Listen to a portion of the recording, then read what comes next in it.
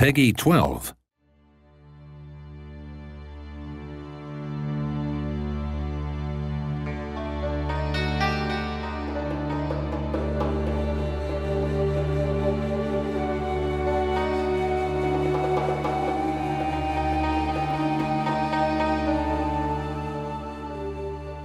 Hi, my name is Thomas Johansson and I'm the project lead for Europa Universalis IV. Today I will tell you a little bit about how religion works in the game.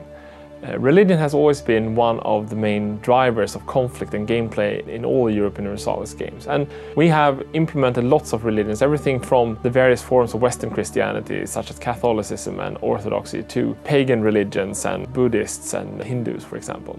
And the way it works is that, first of all, your nation has a religion that is given from the start. But then, on the other hand, the citizens of your country, the provinces or the peasants, can have a different religion.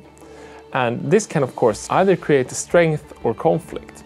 If you have a country that is very unified religiously, you can use this. You can tax your peasants a little bit extra. You can try to drive your country so that it becomes focused on that religion and you can fight for that religion. But then you conquer new areas, for example, and the country can become more fractured. You can have different religions and you get a choice. You either have to focus on your country's religion and try to force the other ones out, or you can try to maintain a nation where all these different religions are tolerated and you'll try to manage it that way. And that will be a huge challenge. And of course, you can use religion in other ways. You can, for example, pick religious ideas that will help you to use the power of religion to fight your enemies. If you pick the proper ideas, you will get reasons to go to war with your religious enemies. What's new for Europa Universalis IV is that we've tried to make every country unique, as we've said several times over the past year. And we've also tried to make the religions unique, and especially some of the major religions have almost gotten like its own unique features. If you take the Orthodox Church, for example, if you play in an Orthodox country, you have to contend with the power of the patriarch. And the power of the patriarch, it goes up and down depending a little bit on what's happening in your country and how you play. And if the patriarch is powerful, that will help you get lower revolt risk and get more control over the peasants in your country, and you can also increase your manpower and build bigger armies. On the other hand, that will also divert some of your tax income to the church, so you will get poorer. And then on the other hand, if you go to, say, play a Muslim country, they have a different feature again. They have something called piety. And the interesting bit is here that how you behave versus other Muslim nations or other nations will change how the Muslim world views you. So if you go to war against the heathens, against Christians, for example, or the pagans, your piety will go up. And as your piety goes up, your armies will become more powerful, they become more fanatical and can fight better, and you will get better missionaries, and so you can convert the heathens and these kind of things. But on the other hand, if your piety is low, your armies might not be as good. For example, when you can release yourself from the power of the priests, you will get cheaper technology costs, for example, a little bit more money. So it almost becomes like, are you a crusading state that goes against the heathen nations, or are you sort of like an internal state who wants to manage your kingdom just like any other kingdom?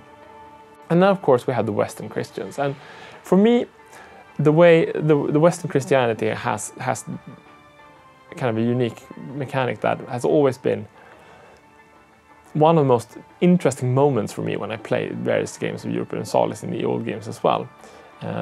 And that's what happened when the Reformation comes along. You have this kind of nice, stable country, everybody's Catholic, everybody's happy, you don't really have any problems.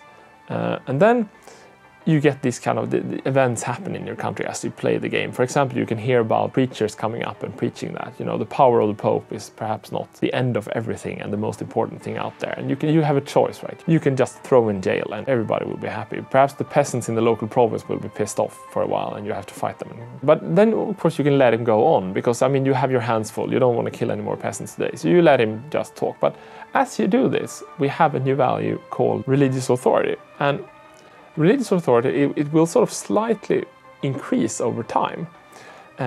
And that's a common value for all of Catholicism. And as this value goes over a certain level, you will get a more global event where this annoying priest called Martin Luther will appear somewhere in Germany and nail his theses to a church wall. And after that, everything changes. You will get Protestantism appearing in that province.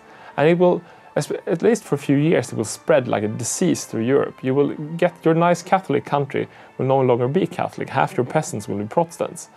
And as this come up and you get religious wars and conflicts, you will make a choice as the player. You can either try to fight the tide, you can try to defend Catholicism and roll back the change, you can even be counter-reformed and really sharpen the edge of your Catholic religion. Or you can sort of embrace change and become Protestant and leave the power of the Pope, incurring the wrath of the Catholic Church and of course of the local population in your country who choose to be Catholic. So it's really a game changer in this phase when Catholicism splits in Protestantism and then Reformed comes along. And I think that shows really how religion is a driver in the game of Europa Universalis, both for the Catholic countries but also for the rest of the world. And you really have to get a feel for how the religious wars and conflicts in the era came about.